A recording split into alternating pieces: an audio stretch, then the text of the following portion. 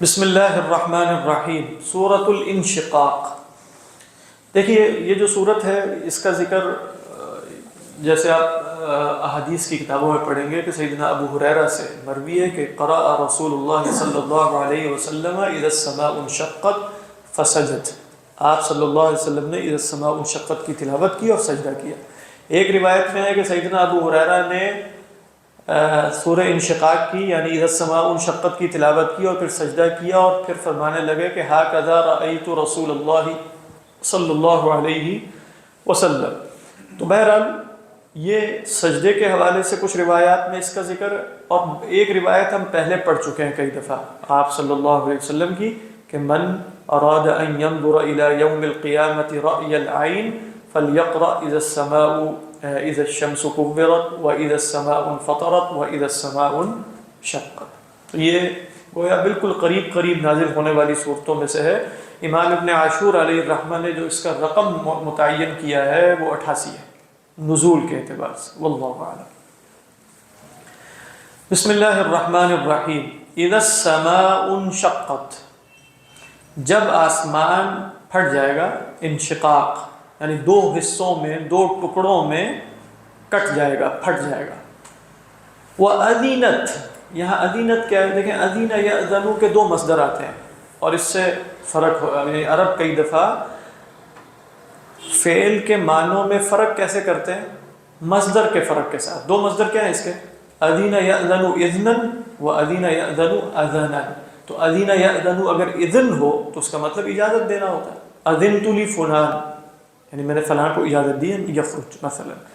اذین یأذن اذنا ہوتا ہے کان لگا کر سننا کسی کی بات۔ اس لیے وہ حدیث آپ نے سنی ہوگی اللہ کے رسول صلی اللہ علیہ وسلم کی، آپ نے فرمایا ما اذین اللہ لشیء اذنہ، اس کو لوگ کئی دفعہ ایسے پڑھتے ہیں ما اذین اللہ لشیء اذنہ، اذنہ غلط، اذن سے یہ اذن ہے سننا۔ ما اذین اللہ لشیء اذنہ لنبی حسن الصوت یجہر بالقرآن، اللہ تعالیٰ کسی کی بات ایسے نہیں سنتے۔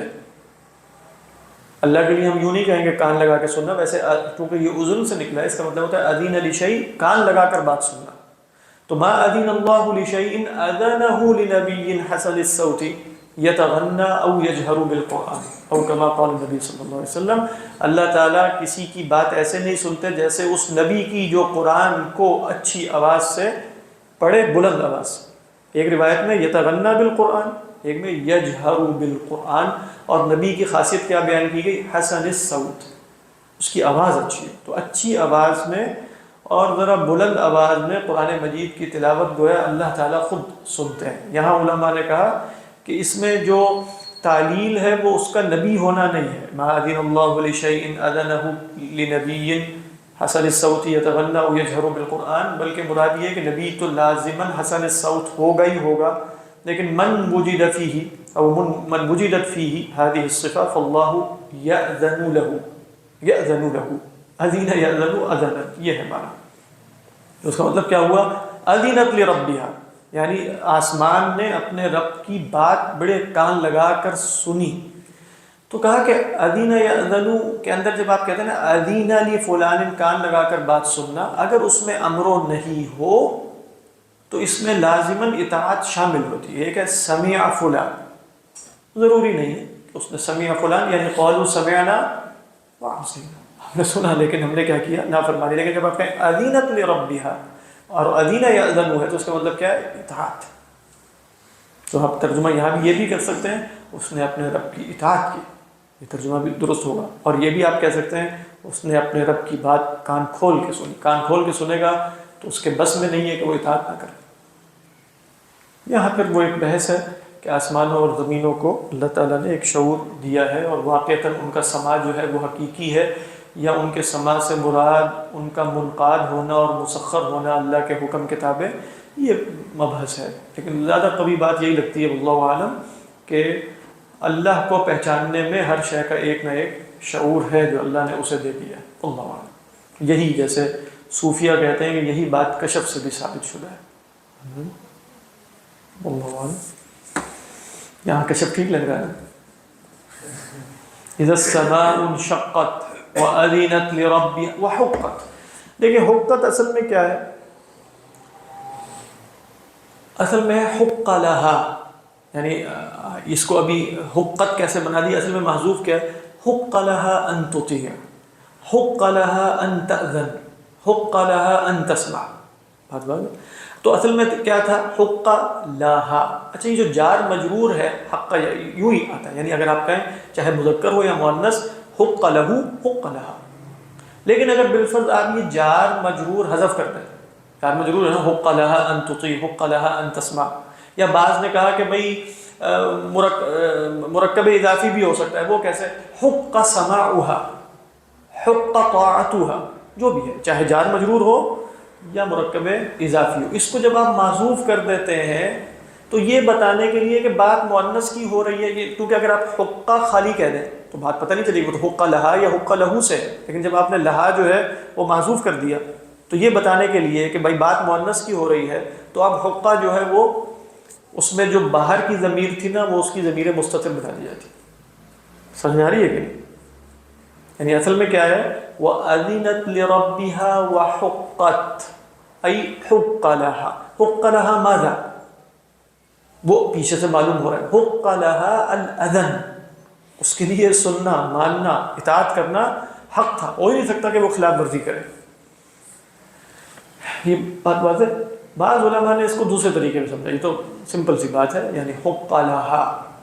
بعض نے کہا کہ حق یحق ہے، ایک ہے حق یحق، اس کا مطلب ہوتا ہے حق ہونا، ایک ہے حق یحق. آپ کو معلوم ہے کہ بھئی جو متعدی صیغہ ہوگا اسی سے مجہول آئے گا، یعنی اگر آپ کہیں کہ لازم ہے، لازم سے بھی آ جاتا ہے مجہول، لیکن وہ کب آتا ہے؟ جب اس کا نائب فاعل آپ جار مجرور بنائیں، جیسے ہم کہہ رہے ہیں حق لہا، حق لہا. جیسے آپ کہتے ہیں بھئی قعد یقعد لازم ہے کہ متعدی؟ لازم ہے، قعد یقعد بیٹھ. اب آپ کہیں درخت کے نیچے بیٹھا گیا تو آپ کہیں گے قعد تحت الشجر، قعد، بالکل ٹھیک ہے، لیکن آپ قعد کب بنائیں گے؟ جب اس کا نائب فاعل شبہ جملہ لے کر آئے، جار مجرور ہو، مرکب اضافی ہو، وہ وغیرہ وغیرہ. تو ایک لحاظ سے تو ہم جب حقہ بھی کہہ رہے ہیں تو وہاں حقہ یحقو سے ہے کہ اس پر حق ہے، لیکن حقہ یحقو کا کیا مطلب ہوتا ہے؟ حق بنانا، حق کرنا کسی شے کو. تو کہا کہ حقت اصل میں ہے مجہول، پھر حقیقتاً، یعنی حققتہ کا مطلب ہے جعلتہ حقیقاً، حقاً نہیں حقیقاً.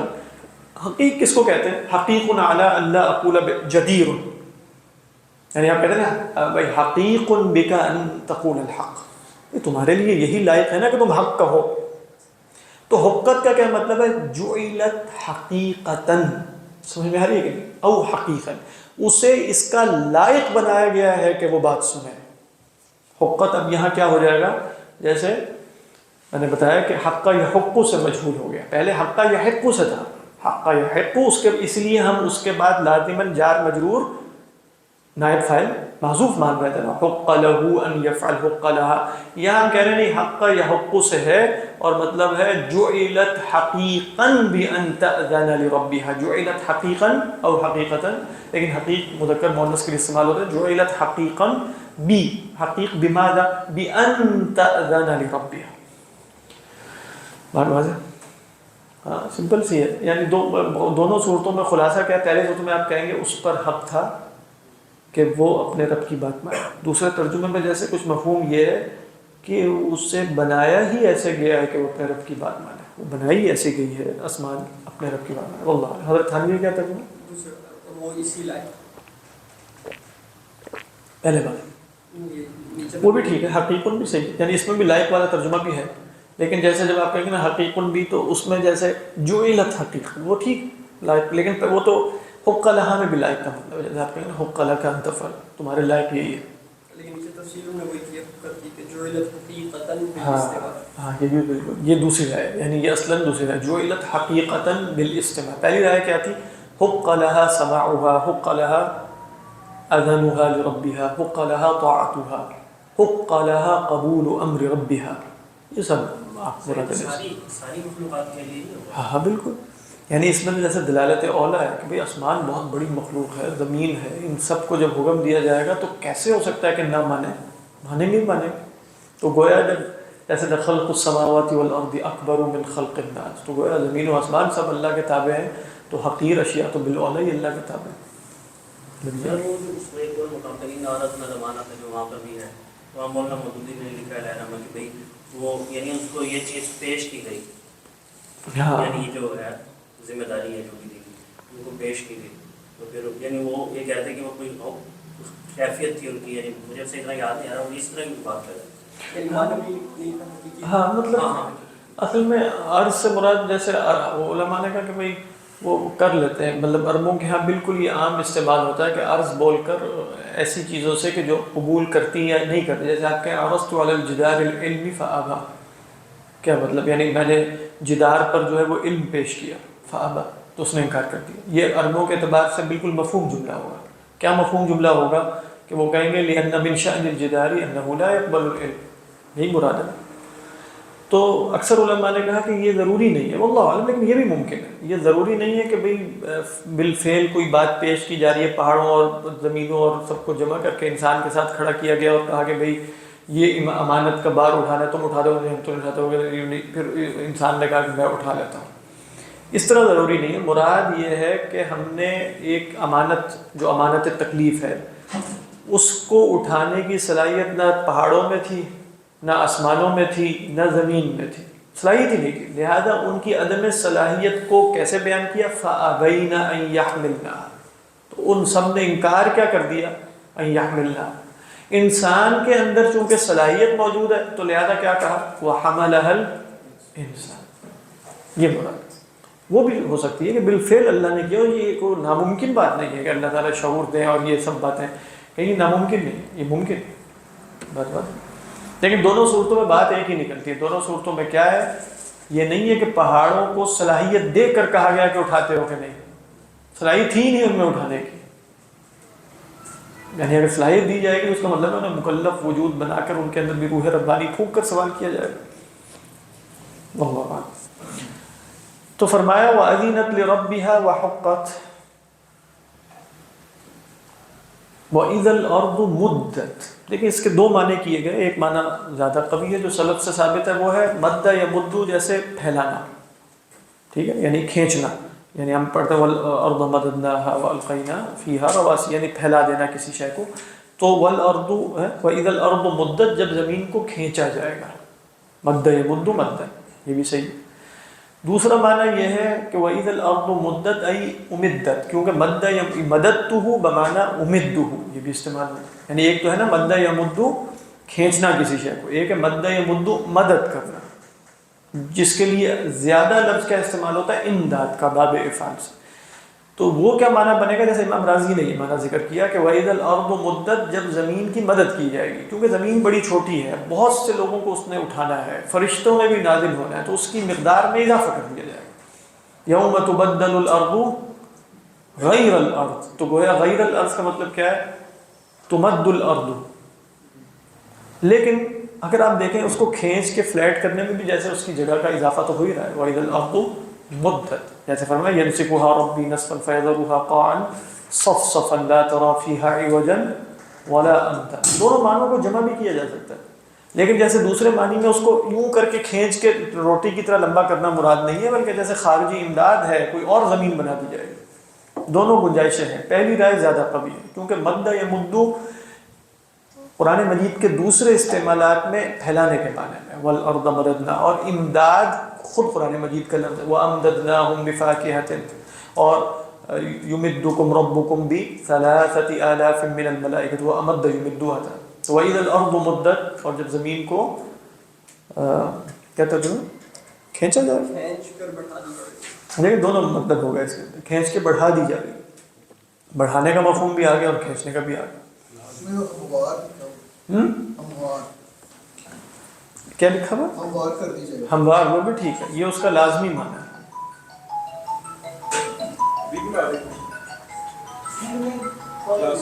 کون؟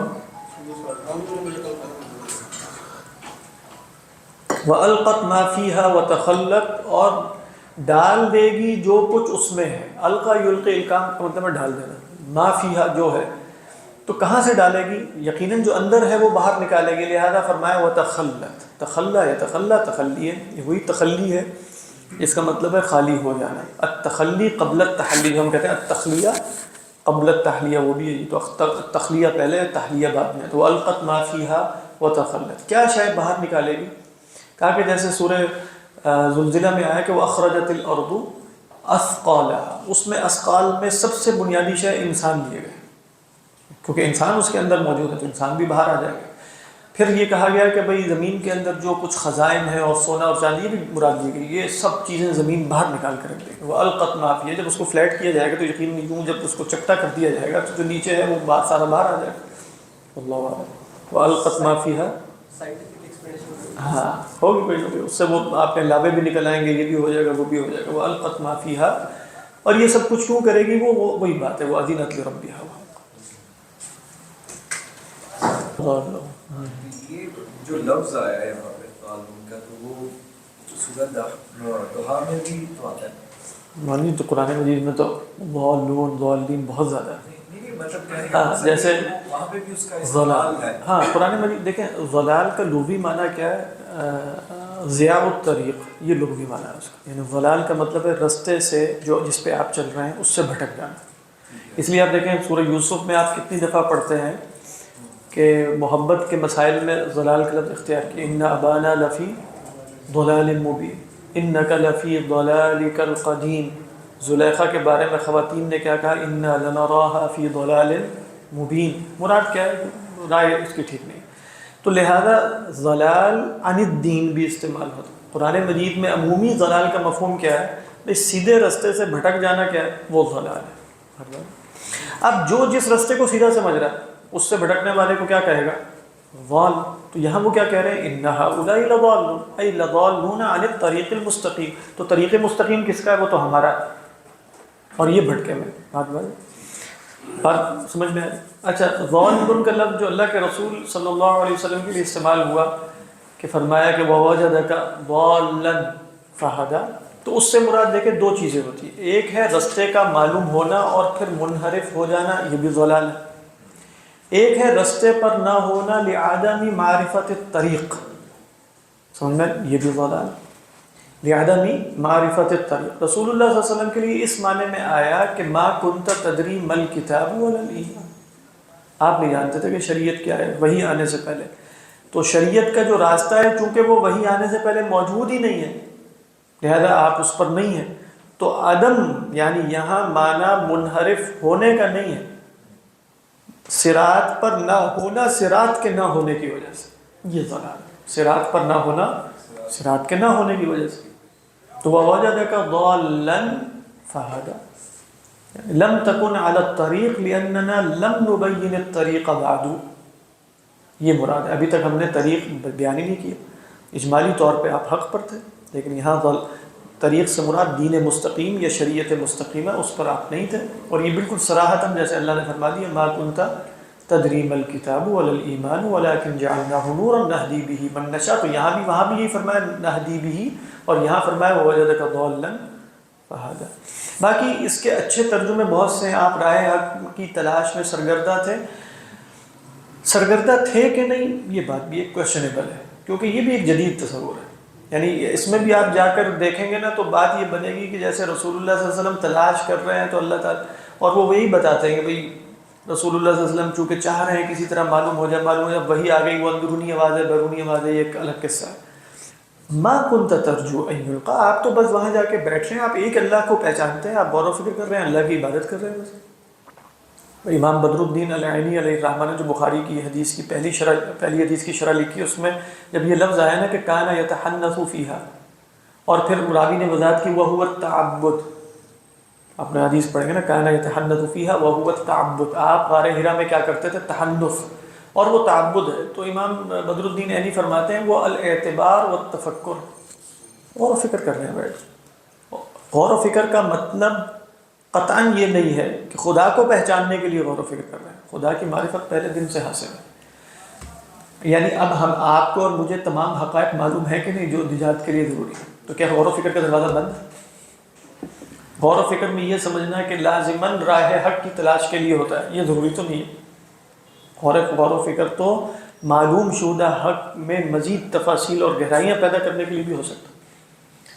واللہ عالم. تو یہ لفظ ضلال کے ایک سے زیادہ استعمالات ہیں، ان کو اسی اعتبار سے سمجھنا چاہیے. زلال کے لیے جو سورہ فاتحہ میں آخر ضالین جو پڑھا جاتا ہے وہ اکثر اس کو منسوخ کیا جاتا ہے عیسائیوں کی. ہاں وہ صحیح حدیث میں، وہ صحیح حدیث میں رسول اللہ صلی اللہ علیہ وسلم سے مروی ہے کہ نصارہ ضالین ہے اور یہود مغضوب علیہم. سر غور و فکر میں یہ بھی فرمایا جاتا ہے کہ بھئی یہ جو شرک ہو رہا ہے اور جو ظلم ہو رہا ہے انسانیت پر، یہ بالکل غلط تصور ہے. شرک ورک پہ تو بات ہو سکتی ہے، لیکن انسانیت پر جو ظلم ہو رہا ہے یہ بڑی پریشانی کی بات ہے، اس کو بدلنا چاہیے. یہ تو ایسا ہے جیسے ولیعوذ باللہ کو کارل مارکس وہاں بیٹھ کے غور و فکر کر رہا ہے. یہ تھوڑی ہے. مطلب بنیادی طور پہ انبیاء علیہم السلام کا بنیادی مقصد یہ نہیں ہوتا تھا. ابھی ویسے ہر انسان کو ایک تکلیف تو ہوگی، لیکن وہاں بیٹھ کے آپ کو انقلاب کے لیے کوئی رپورٹس نہیں تیار کر رہا ہے کہ آپ انقلاب کیسے لے کر آنا ہے. مطلب یہ تصور جدید ہے جو کہ آپ وہاں بیٹھے تو آپ دیکھ رہے ہیں ظلم و ستم پر معاشرہ قائم ہے، نظام بدلنے کی کوئی جد و جہد کرنی چاہیے. یہ تصور سارے کا سارا جدید انجیکشن ہے جو پچھلی صدی میں کی گئی. اس کا نبی کی شخصیت سے تعلق نہیں ہے. ہاں ہر سلیم الفطرت آدمی کو پریشانی تو ہونی چاہیے، اس لیے وہ اس کا مطلب ہوتا ہے آپ نبی کی بھی ساری تحریک کو نا ایک خاص انسانی سطح پر ایکسپلین کرنا ہوتا ہے. اس میں نبی بھی بس اصل میں وہ کہیں گے کہ ہندی نظر میں باہر کی حاجت بھی نہیں رہے گی پھر نبی نبوت میں. وہ اندر سے ایک آواز جو سلیم الفطرت انسان کی اندر سے نکلتی ہے، اس کے نتیجے میں اس نے جد و جہد کا آغاز کیا.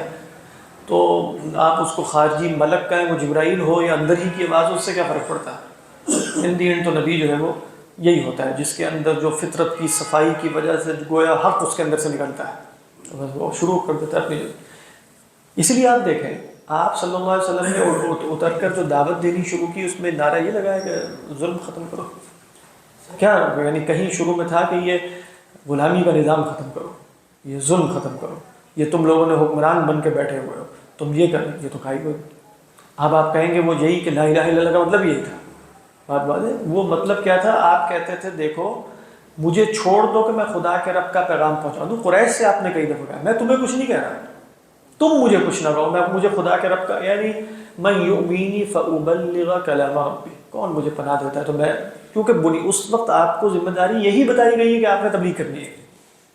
آپ کو ابھی یہ مشن تھوڑی دیا گیا ہے کہ آپ نے ان سب لوگوں کو اٹھا کے پھینک دینا ہے. ایسا تو کوئی مشن دیا ہی نہیں گیا تھا. تو وہ بالکل جیسے ایک جدید ایکسپلینیشن ہے اور وہ بہت ہی خطرناک ہے. اس کے اندر بہت مسائل ہیں اور وہ نبی کی شان اس طرح کی لگتی نہیں. جس طرح نبی کو اگر آپ انقلابی کہیں نا تو وہ نبی کی شان میں اضافہ نہیں لگتا، کمی لگتی ہے. اور اس طرح بیان کرنا کوئی اچھی بات لگتا بھی نہیں ہے کہ نبی کو انقلابی کہا جائے. تو یہاں دیکھیں ان کو کہا گیا انقلابی. وَإِذَا انقلبوا إِلَىٰ أَهْلِهِمُ انقلبوا فَكِهِينَ. انقلاب کا لفظ ہے میں یہی ہے نا، وہ اپنے انقلاب کرتے تھے.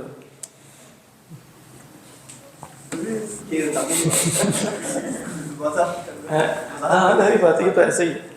جی فرمائیے. مصنف ہے مصطفیٰ البیان کی، انہوں نے یہ جو ہدایت ہے اس کو بیان کیا دو مطلب استعمالی بیان کیا، فرق اس کا اگر واضح کرتے ہاں وہ یہی بیان کیا. نہیں زال سے یاد کہتے ضد ہے نا، ہدایت اور زال جو ضد ہے.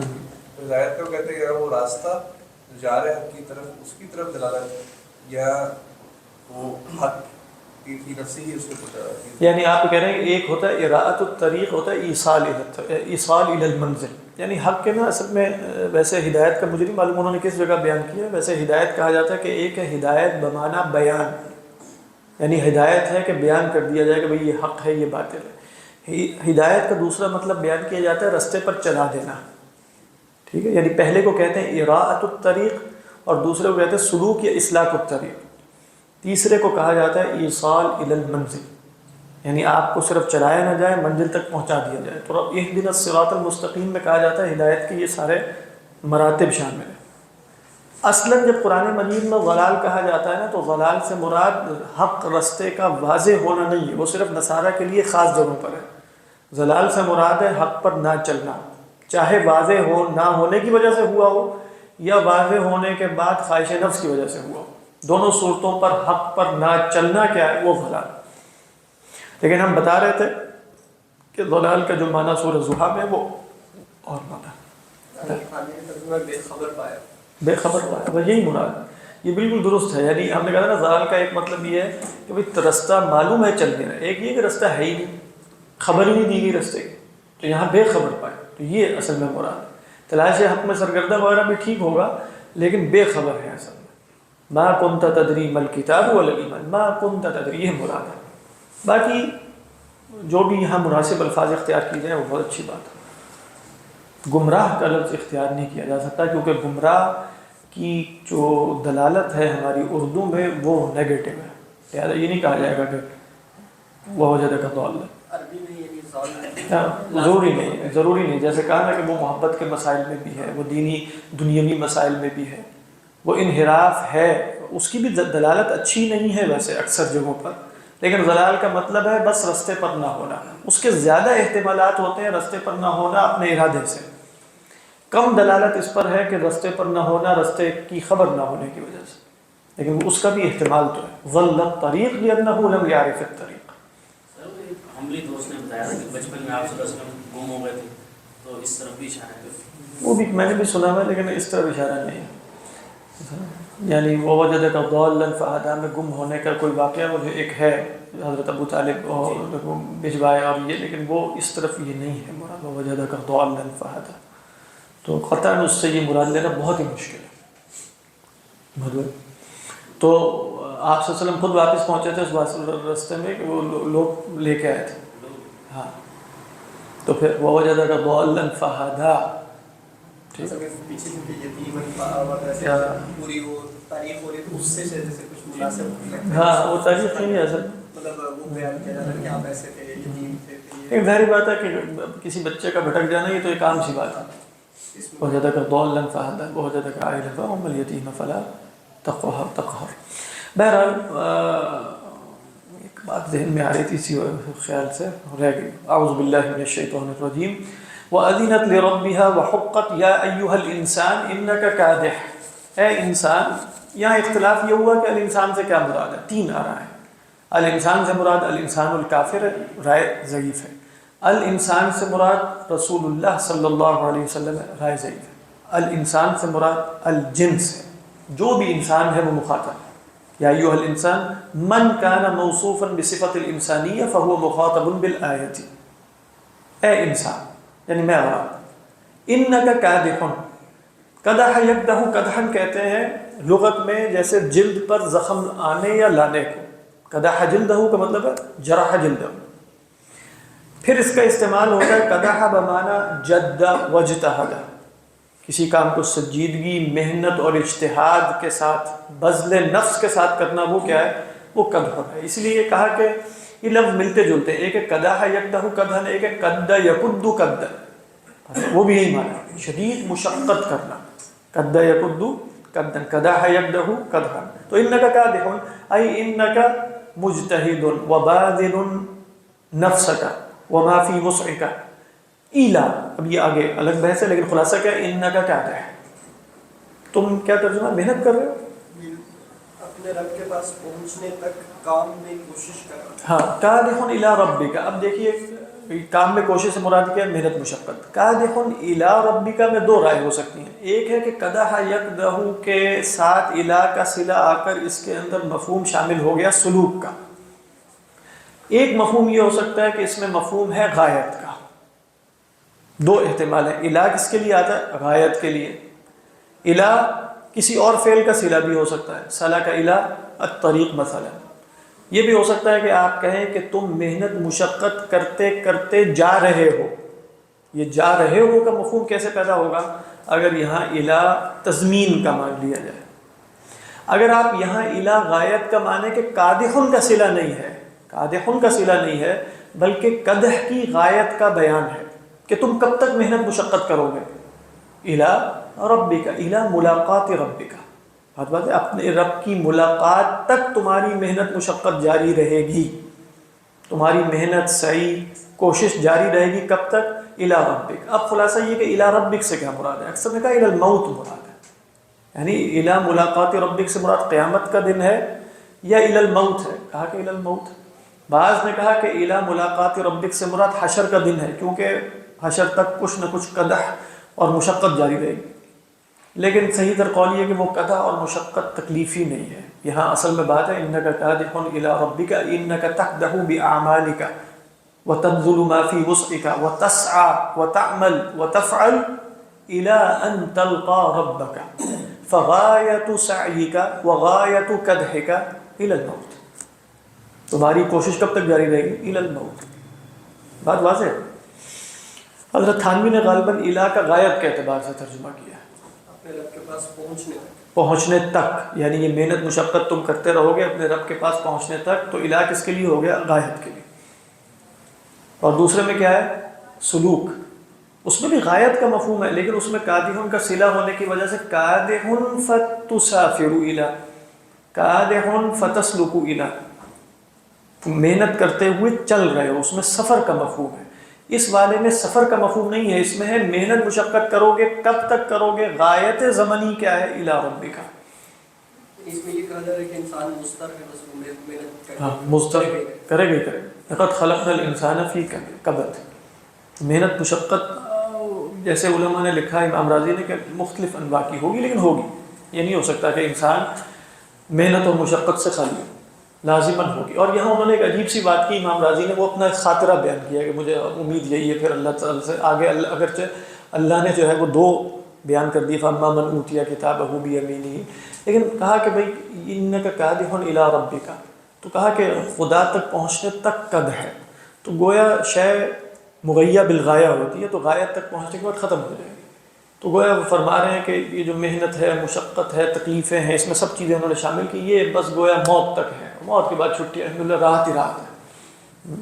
تو وہ بس ویسے ہی ایک اچھی بات ہے، لیکن آگے اللہ تعالیٰ فرما رہے ہیں کہ ابھی نتائج بھی نکلنے ہیں. فاما من اوتی کتابہ، اس نے یہ مراد لی کہ الی ربک کی غایت زندگی میں بھی ہو سکتی ہے، یعنی مطلب وہ ہو سکتا ہے، میں نے دیکھا نہیں، ویسے صوفیہ نے کر لی ہوگی کچھ. انک کادح الی ربک، یعنی سلوک الی اللہ کے مراحل طے کرتے کرتے جو ہے وہ اصول ہو گیا تو بس پھر سکون.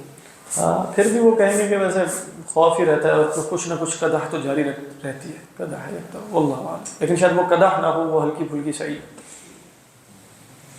صدق اللہ. اچھا، الی ربک قدحن، تو آپ دیکھ رہے ہیں وہ ہے فملاقیہ. اس میں 2 رائے ہیں، ہی کی ضمیر کے حوالے سے 2 رائے ہیں.